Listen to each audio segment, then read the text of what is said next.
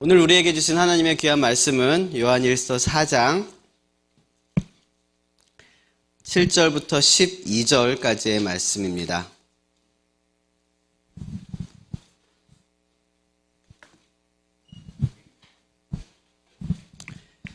제가 가진 성경으로 신약 성경 뒤쪽에 있습니다. 392쪽에 있습니다. 요한일서 4장 7절부터 12절인데요. 우리 한 절씩 교독하도록 하겠습니다. 제가 먼저 읽고 마지막 줄은 함께 읽습니다. 사랑하는 자들아, 우리가 서로 사랑하자. 사랑은 하나님께 속한 것이니 사랑하는 자마다 하나님으로부터 나서 하나님을 알고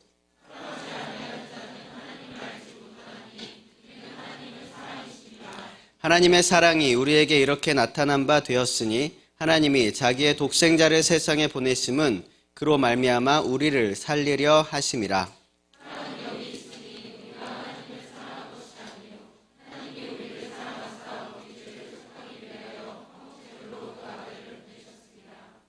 사랑하는 자들아, 하나님이 이같이 우리를 사랑하셨은즉 우리도 서로 사랑하는 것이 마땅하도다. 어느 때나 하나님을 본 사람이 없으되 만일 우리가 서로 사랑하면 하나님이 우리 안에 거하시고 그의 사랑이 우리 안에 온전히 이루어지느니라. 아멘. 네, 오늘은 사랑이라는 주제로 우리 말씀을 함께 나누도록 하겠습니다. 제가 사랑이라는 주제로 여러분들과 말씀을 나누려고 준비를 하는 도중에 우리 오르미한테 한번 물어봤어요. 오르바, 넌 사랑이 뭐라고 생각하니? 뭐라고 대답할게요? 이렇게 대답했습니다. 엄마 아빠가 나한테 해주는 말. 그렇죠, 여러분. 자녀들한테 사랑한다고 고백을 해야 돼요. 여러분, 나중에 자녀들 이렇게 낳고 기를 때 많이 고백해 주세요. 사랑한다, 사랑한다 얘기하고 그런 글이 있더라고요. 사랑하라. 그런데 그것만으로는 부족하다. 상대방이 알 때까지 표현해라. 그런 말이 있더라고요. 요즘 인터넷 참 좋아요. 인터넷에 그렇게 있더라고요. 상대방이 알 때까지 사랑을 표현하는 게 그만큼 중요하다는 것입니다. 그리고 제가 또 물었어요. 그래, 그건 알겠어. 또 사랑이 뭐라고 생각해? 그랬더니 얘가 이제 우리가 조금 더 진지하고 심각하게 생각을 하더니 이렇게 대답을 했습니다. 예쁜 친구한테 해주는 말. 아니, 예쁜 친구한테 가서 사랑해? 이렇게 얘기한단 말이에요. 처음 보는데. 그래서 제가 또 물었어요. 그럼 안 예쁜 친구는? 그랬더니 조금 고민을 하더니 몰라 그러는 거예요.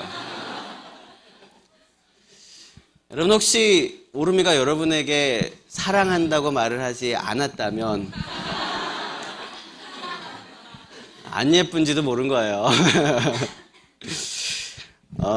여러분, 사랑이 무엇입니까? 아이들 눈에 비친 사랑은 그런 것입니다. 우리 좀 이따가 셀 모임 시간에 사랑에 대한 정의를 한번 내려볼 거예요. 근데 우리가 사실 젊은이 교회는 여러분들의 셀 리더들은요, 예배 전에 토요일 저녁에 리더반을 모입니다. 그때 여러분들이 이 설교를 가지고 셀 모임 때 나눌 것들을 미리 다 이렇게 공부를 하고 막 그래요. 여러분들의 셀 리더들은 굉장히 어마어마한 사람들입니다. 어쨌든 어제 저녁에 그래서 이 말씀을 가지고 먼저 좀 나눴습니다. 그랬더니 셀 리더 중에서 어떤 친구가 굉장한 정의를 내렸어요. 저도 깜짝 놀랐어요. 굉장히 좋은 아이디어들, 정의들이 많이 내렸는데 이 친구는 이렇게 얘기했습니다. 단 5분 만에 이렇게 얘기를 했어요. 사랑은 뭐다? 만복이다. 왜냐하면 모르는 사이에 커져 있지만 잘못 누르는 순간 원점으로 돌아가기 때문이다. 이거를 5분 내에 딱 생각을 해서 누군지 모르시죠? 이 시적 감각이 뛰어난 셀 리더. 있습니다. 그래요. 그런데 이 세상 사람들의 사랑은 그런 거예요. 모르는 사이에 어느덧 내 마음속에 그 사람을 향한 또 무언가를 향한 또 누군가를 향한 사랑이 나도 모르는 사이에 점점 커져 있습니다. 그런데 자칫 잘못하면 한순간의 실수로 혹은 한순간의 오해로 한순간의 잘못된 선택으로 그 사랑은 다 원점으로 돌아가 버려요. 원점으로만 돌아가도 다행이죠. 완전히 마이너스로 돼서 완전히 철천지 원수가 되어버리는 그런 경우들이 허다한 것이 바로 사람의 사랑이에요. 인간들이 나누는 사랑의 한계입니다. 그런데 여러분, 여기에 절대로 변하지 않는 사랑이 있습니다. 여기에 절대로 원수가 되지도 않고 절대로 흔들리지 않고 다함이 없는 그 사랑이 있습니다. 무한하고 변하지 않는 그 사랑, 목숨까지 버려서 지키고자 했던 그 사랑이 있습니다. 그것이 바로 예수 그리스도의 사랑입니다. 여러분, 그 사랑 안에 거하시는 저와 여러분 되시길 바랍니다. 그리스도의 사랑, 하나님의 사랑, 그 사랑이 어떤 사랑일까요? 오늘 잠깐 말씀을 보도록 하겠습니다. 첫째로, 사랑이란 생명입니다. 사랑이 없으면 생명이 없다는 거예요. 여러분, 저는 제 핏줄이 좋은 줄 알았어요. 제가 자녀가 셋이거든요. 3명 다 이렇게 태어났는데 태어나자마자 너무 이쁜 거예요. 핏줄이 좋은 줄 알았어요, 제가. 근데 제가 신생아들을 많이 봤거든요. 그런데 신생아는요, 방금 전까지 엄마 뱃속에 있던 아이예요. 엄마 뱃속에는 뭐가 있어요? 양수가 있어요. 양수는 뭐예요? 물이에요, 물. 방금 전까지 물 속에 있었던 아이거든요. 여러분, 물 속에다가 손을 담그고 한 30분 동안 이렇게 있다가 딱 꺼내면 어떻게 됩니까? 손이 쭈글쭈글쭈글해지죠. 누구나 그렇거든요. 그러면 물 속에다가 이 얼굴을 이렇게 담그고 한 30분 동안 있으면 어떻게 돼요? 그렇죠. 숨 막혀 죽죠. 그래서 얼굴은 쭈글쭈글 안 하는가 봐. 숨 막혀 죽고. 근데 어쨌든 이 피부라는 것은요, 물에 오랫동안 그렇게 닿아 있으면은 이게 이렇게 쭈글쭈글해지고 막 그렇거든요. 게다가 9개월 동안이나 그 물 속에 있었던 아이예요. 얘가 딱 태어나자마자. 그런데 나올 때 그 엄마의 그 자궁문 얼마나 좁아요. 거기를 뚫고 나오는 아이거든요. 그러니까 안간 힘을 다 쓰는 거예요. 그냥 막 빨개져가지고 힘을 있는 대로 쓰면서 막 울면서 그러면서 막 콧물 눈물인지 막 잔뜩 짜면서 그렇게 나오는데, 심지어 우리 첫째는 오름이는 나올 때 머리가 커가지고 잘 안 나와서 그 뚫어뻥 있잖아요. 진짜로 여러분 있어요. 있죠. 간호사 어딨어? 있죠. 이게 이렇게 딱 머리에다가 딱 대고 이렇게 뽕 뽑는데 요거를 정 가운데 되면 괜찮은데 한쪽 옆으로 된 거예요. 그래서 딱 태어나니까 애가 여기가 뾰족해, 깔때기처럼. 게다가 시뻘겋이 쭈글쭈글하지, 눈도 못 뜨지, 머리는 뾰족하지. 이게 이쁠 수가 없는 조건이거든요. 그런데 여러분 한번 예쁘다라는 단어를 상상해 보세요. 무엇을 떠올립니까? 백옥같이 하얀 피부에 늘씬한 뭐 그런 몸매, 아니면 조금 이렇게 좀 건전한 사람 같으면 이렇게 바람에 날리는 그런 꽃잎이라든지 뭐 나비라든지 이런 걸 보면 이제 와 예쁘다, 그런 걸 이렇게 상상을 하겠죠. 근데 여러분 이 신생아는요, 태어나자마자 이 아이는요, 예쁠 수 있는 조건이 하나도 없는 애예요. 시뻘개가지고 신생아를 뭐라 그래요? 핏덩이라 그러거든요. 핏덩이. 왜 핏덩이라 그러는지 신생아 태어나자마자를 보시면 알아요. 굉장히 지저분하기도 하고 애가 그렇거든요. 근데 저는 펑펑 울었어요. 왜? 리액션 심어놨어. 저는 아이를 펑펑 울었어요. 첫째 때만.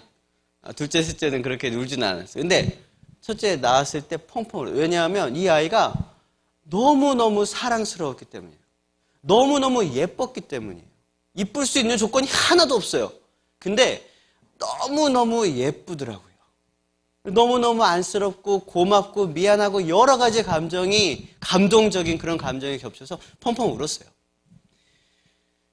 근데 여러분, 사랑 때문에 이 아이가, 이쁠 수 없는 아이가 예뻐 보이는 거예요. 이게 딱 태어나자마자 내 마음속에 만약에 사랑이 없으면, 야, 넌 왜 이렇게 생겼냐? 너 탈락. 다음. 야, 너도 탈락. 너도 탈락. 여러분 다 마찬가지예요. 태어나자마자 여러분 지금처럼 이렇게, 지금도 뭐 그렇게 그렇진 않지만, 지금처럼 이렇게 이쁘고 좀 곱고 잘생기고 그랬을 줄 알아요? 아닙니다. 태어나자마자는 정말 사랑 없이는 볼 수 없는 몰골이 저와 여러분들이었어요. 그런데 그 부모님의 사랑 때문에 우리의 생명이 연장되고 태어나자마자 일주일만 가만둬도 그냥 죽죠. 근데 그 일주일 동안을 보살피고 사랑을 쏟아붓고 섬기고 양육하면서 우리를 키워주신 것입니다. 사랑이 없으면 생명이 없습니다. 사랑은 생명이에요. 하나님의 사랑도 마찬가지입니다. 죄가 있으면 우리에게 생명은 있을 수 없습니다. 죄가 있으면 죄는 곧 사망이거든요. 그래서 하나님께서는 우리의 죄를 속해 주시기 위해서 이 땅에 예수 그리스도를 보내신 거죠. 오늘 말씀에서 이렇게 얘기했죠. 우리가 하나님을 사랑한 것이 아니요 하나님이 우리를 사랑하사 우리의 죄를 속하기 위해 화목제물로 그 아들을 보내셨다 그랬습니다. 하나님이 우리를 사랑하셨어요. 그래서 우리에게 생명을 주시기 위해 우리의 죄를 속해 주신다는 거예요. 하나님께서도 우리에게 영원한 생명을 허락하시기 위해서, 그 사랑을 이루시기 위해서, 생명을 주시기 위해서 예수 그리스도를 보내신 것입니다. 첫째로 사랑은 생명이라 했습니다. 둘째로 사랑은 빚입니다. 빚. 빛이 아니고 빚이에요. 경제 용어 중에서 DSR이라는 용어가 있더라고요. DSR. 이거는 뭐냐면 채무 상환 비율이라고 하는데요. 이게 뭐냐면은 자기가 번 수입 중에서 빚을 갚는 데 쓰는 비용이 어느 정도냐를 이제 비율로 이렇게 나타낸 거예요. 그러니까 이 DSR이 높은 게 좋을까요? 낮은 게 좋을까요? 낮은 게 좋은 거예요. 낮은 게. 높으면 그만큼 내 수입 중에서 빚을 갚는 데 쓰는 비용이 많다는 소리거든요. 그런데 국가적으로 이 DSR이 위험하다. 야, 이 정도 수준이면 위험하다라고 하는 퍼센트가 몇 퍼센트냐면 18%예요. 그러니까 만약에 월급이 100만 원인데 그중에서 18만 원 이상이 빚을 갚는 데 쓰게 된다. 그러면 이 사람은 경제적인 적신호가 들어왔다는 거예요. 국가적으로 볼 때. 뭐 이제 가정 경제는 조금 다르긴 하겠지만 어쨌든 뭐 비슷하다고 치면 그렇다는 거죠. 그러니까 만약에 여러분의 월급이 100만 원입니다. 근데 굉장히 좋은 물건이 120만 원짜리가 있어. 그래서 이거를 12개월 할부로 샀어요. 그럼 이 사람은 다달이 얼마가 나가는 거예요? 100만 원 중에 10만 원이 나가는. 그러면 DSR이 몇 프로예요? 10%인 거예요. 그러니까 그렇게 위험한 지경은 아니라는 거죠. 근데 이 사람이 돌아다니다가 여자친구를 잘못 만났어. 그래서 1200만 원짜리를 뭘 이렇게 긁어버렸단 말이에요. 1200만 원짜리를 긁었는데 12개월 할부로 긁었어요. 자, DSR이 몇 프로가 되는 겁니까? 100%가 되는 거예요. 매달 100만 원씩 나가야 되는 거예요. 100만 원 월급인데 빚을 갚는데 100만 원을 쓰는 거예요. 그럼 100%가 나가게 되는 거예요. 여러분의 여자친구들은 다 잘 만난 겁니다. 1200만 원짜리 긁어본 적 없잖아요? 그런데요, 중요한 거는 이 성경 말씀에 빚진 자라는 표현이 굉장히 많이 나오거든요. 그런데 이 빚진 자라는 표현은요, 대부분 빚을 갚을 능력이 없는 상태에서 빚진 자를 말하는 겁니다. 사실 빚을 갚을 능력이 있는 사람들, 그러니까 방금 이야기했던 DSR이 18% 미만인 사람들은 빚을 좀 이렇게 져도, 그러니까 100만 원, 120만 원짜리를 12개월로 긁어도 야, 너 이제 빚쟁이 됐어. 뭐 이렇게 그러진 않잖아요. 사실 우리가 카드를 사용한다는, 신용카드를 사용한다는 거는 다음 달 월급을 이렇게 쓴다는 거기 때문에 사실은 신용카드는 다 빚쟁이들이에요. 그런데 그걸 갖다가 너 빚쟁이야 막 이렇게 얘기하지는 않습니다. 왜냐하면 빚을 갚을 수 있는 능력이 있기 때문에.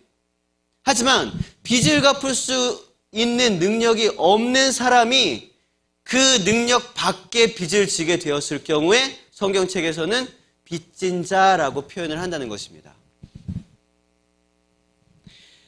그래서 잠언 22장에서는 이렇게 이야기를 합니다. 부자는 가난한 자를 주관하고 빚진 자는 채주의 종이 되느니라.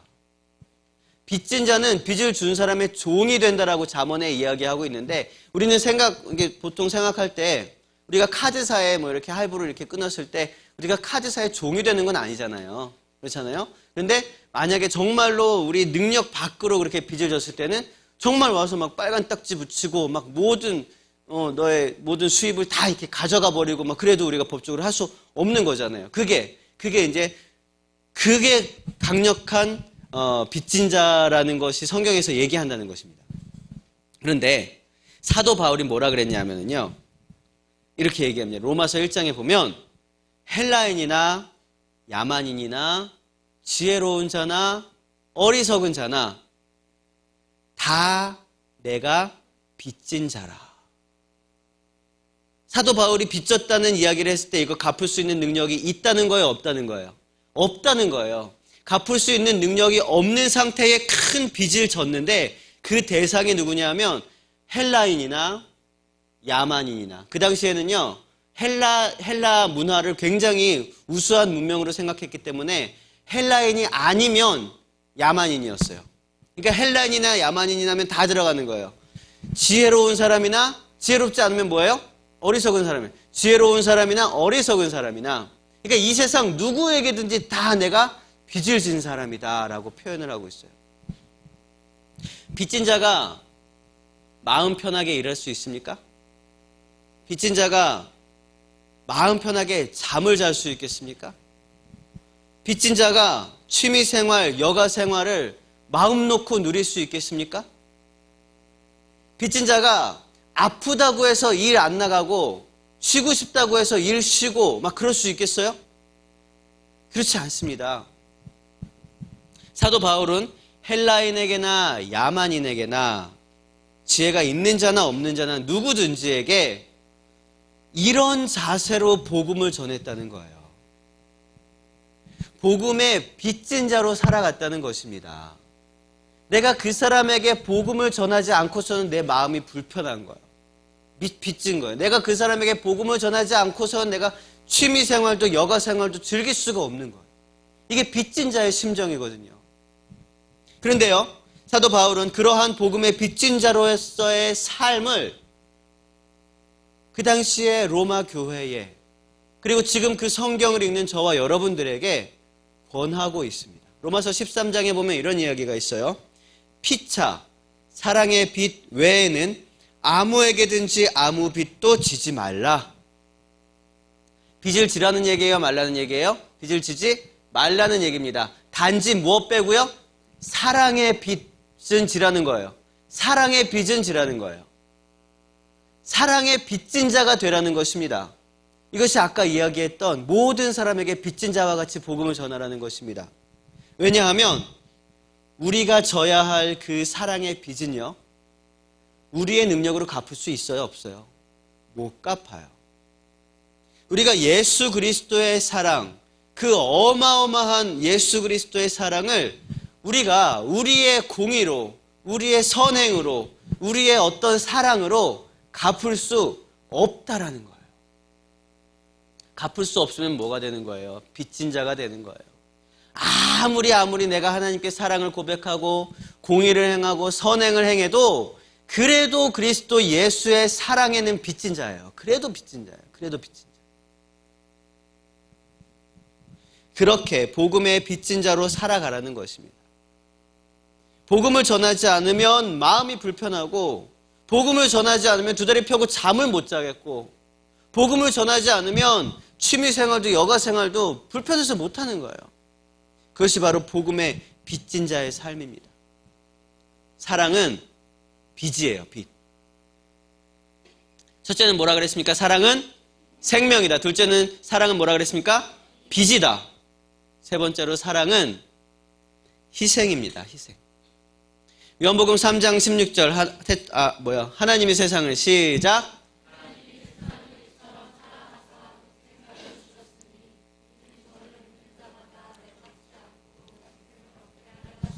네, 원래 다 외울 수 있죠? 네, 다 외울 수 있는 거예요. 그러면 제가 지난번에 한번 했던 것 같은데 요한 1서 3장 16절 시작. 이거 잘 모르시죠? PPT는 준비되어 있지 않습니다. 제가 읽어드릴게요. 그가 우리를 위하여 목숨을 버리셨으니 우리가 이로써 사랑을 알고 우리도 형제를 위하여 목숨을 버리는 것이 마땅하도다. 우리도 형제를 위하여 목숨을 버리는 것이 마땅하도다.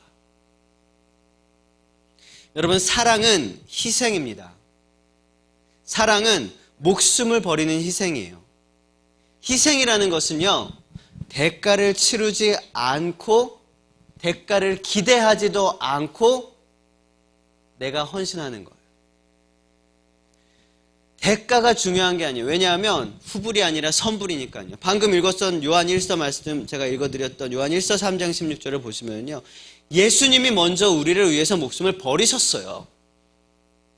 그래서 우리가 형제들을 위해서, 자매들을 위해서, 우리 크리스찬들, 우리 이웃들을 위해서 목숨을 버릴 수 있는 것입니다. 우리가 형제들을 위하여 목숨을 버리고 희생하고 헌신하고 포기하고 난 후에 그들에게서 어떤 대가를 요구하는 것은 진정한 사랑, 진정한 희생이 아닙니다. 자녀를 키워보니까 사랑이라는 말과 희생이라는 말이 같은 말이다라는 것을 그제서야 알게 되었습니다. 좋아, 이번엔 내가 희생하지. 너를 위해서 내가 잠을 안 자고 너를 병간호를 하겠어. 혹은 좋아, 네가 차에서 잠들었으니 내가 헌신하도록 하겠다. 내가 너를 업고 3층까지 올라가겠다. 혹은 그래, 내가 너를 위해서 내 자유시간을 포기할게. 내가 너 놀아줄게. 자녀를 키우면서 이렇게 생각하고 이렇게 다짐하면서 양육하는 부모는 없을 것입니다. 돌아보면, 나중에 돌아보면, 그것이 희생이었고, 그것이 헌신이었고, 그게 포기였고, 그거를 나중에서는 그렇게 고백할 수 있지만, 그 상황 가운데서는, 난 지금 희생하고 있어. 난 지금 헌신하고 있어. 난 쟤 때문에 지금 난 이걸 포기하고 있어. 그거를 마음 깊이 깨달으면서 그러는 부모는 아마 없을 것입니다. 자녀에게 있어서 부모님이 부담이 되는 시점이 있어요. 그 시점이 언제냐 하면 그러한 희생과 헌신과 포기에 대해 대가를 기대하게 되는 시점입니다. 아직 여러분들이 여러분들의 부모님에 대해서 전혀 부담이 없다. 여러분들의 부모님들은 그 대가를 기대하시지 않는 거예요. 둘 중에 하나죠. 정말 포기하셨던지 아니면 정말 기대하지 않는 헌신적인 사랑이시든지. 그런데 만약에 그런 부담감이 있다. 근데 그것은 굉장히 자연스러운 것입니다. 왜냐하면 부모 자식 간의 사랑도 인간의 사랑이기 때문이에요. 인간의 사랑. 그리고 여러분들이 나중에 자식들 낳아봐요. 정말 일말의 기대도 없는가? 기대가 있을 수밖에 없습니다. 하지만 그 기대가 생기는 순간 그것은 사랑과 희생에서 어느 정도 미묘한 갈등의 관계로 들어가게 되는 것입니다. 부모님과의 갈등의 관계가 있는 경우는 그런 경우들이 있을 수 있어요. 그때가 첫 번째 성적표를 들고 부모님께 보여줄 때일지, 부모님의 기대치는 이만큼인데 내 성적은 그만큼이 안 되고, 그때가 첫 번째 월급을 가지고 부모님께 나아갔을 때일지, 그때가 첫 번째 어떤 뭔가를 이렇게 보여줬을 때일지, 사춘기일 때일지, 언제가 될지는 몰라요. 하지만 그때, 그 시점에 부모님의 기대치와 나의 현재의 모습이 다를 때, 그때부터 부담이 생기게 되고 그때부터 갈등이 생기게 되는 것입니다. 여러분, 그리스도의 사랑은 희생입니다. 대가를 요구하지 않는 희생입니다. 사랑은 희생입니다. 네 번째로, 첫 번째는 뭐라 그랬습니까? 사랑은 생명. 두 번째는 사랑은 빚이다. 세 번째 사랑은 희생이다. 네 번째로 사랑은 그것 하나로 충분합니다. 사랑 하나로 충분하다는 이야기예요. 고린도전서 13장 1절부터 3절까지는 이런 말씀이 있어요. 내가 사람의 방언과 천사의 말을 할지라도 사랑이 없으면 소리나는 구리와 울리는 꽹과리가 되고, 내가 예언하는 능력이 있어 모든 비밀과 모든 지식을 알고 또 산을 옮길 만한 모든 믿음이 있을지라도 사랑이 없으면 내게 아무것도 아니요, 내가 내게 있는 모든 것으로 구제하고 또 내 몸을 불사르게 내어줄지라도 사랑이 없으면 내게 아무 유익이 없느니라. 우리가 잘 아는 고린도전서 13장 1절부터 3절까지의 말씀인데요. 반대로 이야기하면 이렇습니다. 내가 사람의 방언과 천사의 말을 못할지라도, 내가 예언하는 능력이 없고 산을 옮길 만한 모든 믿음이 없을지라도, 내가 내게 있는 모든 것으로 구제하지도 못하고 또 내가 내 몸을 불사르게 내주지도 못할지라도 사랑이 있으면 모든 것을 할 수 있다는 거예요. 사랑이 있으면 모든 것을 충족시킬 수 있다는 것입니다. 여러분 생각해 보세요. 여러분에게 두 종류의 기회가 있다고 생각해 보세요. 한 사람은 나에게 너무나 잘해주는 사람이에요. 내가 생각하는 게 뭔지도 딱딱딱 알고, 내가 무슨 이야기를 하면 그냥 딱딱 알아들어서 요구를 맞춰주고, 그런데 그는 나를 사랑하지 않습니다. 반대로 이 사람이랑은 싸우기도 엄청 싸워요. 내가 가라고 얘기하면 나라고 듣고 오해도 많이 합니다. 무슨 소통이 잘 안 되는 것 같아요. 그런데 딱 하나 중요한 건 그 사람은 나를 죽도록 사랑해요. 누구를 선택하시겠습니까? 앞에 사람을 선택하면 편할 겁니다. 하지만 뒤에 사람을 선택하면 행복할 것입니다. 여러분, 사랑이면 충분하다는 것입니다. 그것이 사랑이에요. 하나님이 나의 모든 기도 제목을 들어주시지 않으신다 할지라도, 하나님이 나의 모든 좋은 것들을 다 가져가신다 할지라도, 하나님이 나의 건강과 가족의 행복과 나의 꿈과 비전을 송두리째 뒤흔들어 놓고 바꾸어 놓으신다 할지라도, 하나님이 나를 사랑하신다는 그 뚜렷한 확신만 있으면 괜찮은 거예요. 괜찮은 것입니다. 나의 삶이 뒤집어져도 괜찮은 거예요. 그걸로 충분한 것입니다. 사랑. 말씀을 정리하겠습니다. 사랑이 영어로 뭐예요? love. 따라해 보세요. 오른손. L O V E L life. 영어로 사랑은 생명입니다. 오우라는 단어가 있지. 난 몰랐어. 사랑은 빚입니다. V, victim. 사랑은 희생입니다. E, 사랑은 enough. 그걸로 충만합니다. 박수 치는 거예요. 여러분, 이 네 가지를 반드시 기억하세요. 근데 그 사랑을 우리가 지금 받고 있는 거예요. 그걸 하라는 게 아니라 그 사랑을 우리가 받고 있다는 걸 여러분 기억하세요. 여러분, 우리가 죽을 때까지 바라볼 수 있는 것이 무엇입니까? 하늘 소망이에요. 제가 매번 얘기하는 하나님 나라의 소망. 그런데 우리는 하늘 소망이 있기 때문에 하나님 나라에서 누릴 영광을 기대할 수 있어요. 하늘 보좌, 그곳에서 하나님께서 우리에게 주실 그 은혜와 축복을 기대하고 그 기쁨을 우리가 바라보며 소망할 수 있어요. 그 하늘 소망을 우리는 무엇과도 바꿀 수 없어요. 진짜 바꿀 수 없어요. 이거 포기하게 되는 날 우리는 진짜 쓸모없고 삶의 의미가 없어지는 사람이 되어지는 거거든요. 그런데요, 예수님이 죽기 위해서 이 땅에 내려오실 때 버리셔야만 했던 바로 그것입니다. 하나님 나라의 영광이에요. 그 누구도 버릴 수 없었던 그 하나님 나라의 영광, 하늘 소망을 하나님께서는 버리셨어요. 그리고 이 땅에 내려오셨습니다. 그 신실한 크리스찬들이 다 동일하게 바라보고 있는 그 하나님 나라의 소망, 그거 없이는 우리의 모든 삶이 무의미해지고 모든 비전이 사라지고 그 소망을 예수님께서는요, 박차고 일어나신 거예요.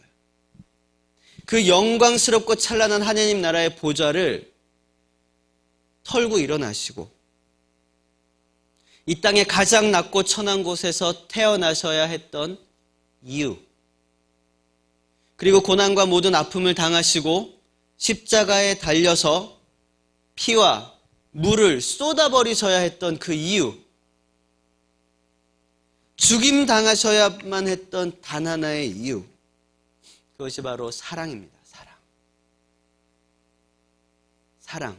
저와 여러분을 사랑하시는 그 사랑입니다. 하나님이 우리를 사랑하신다는 또 다른 증거가 뭐가 필요하겠습니까? 여러분, 이제 그 사랑을 누리시길 바랍니다. 여러분, 이제 그 사랑 안에 거하시길 바랍니다. 그리고 그 사랑을 보답하기 위해서 오늘 말씀과 같이 너희가 서로 사랑하라. 우리가 하나님 사랑할 수 없어요. 오늘 읽었잖아요. 우리가 하나님을 사랑하는 것이 아니라 하나님이 우리를 사랑하시는 거고요.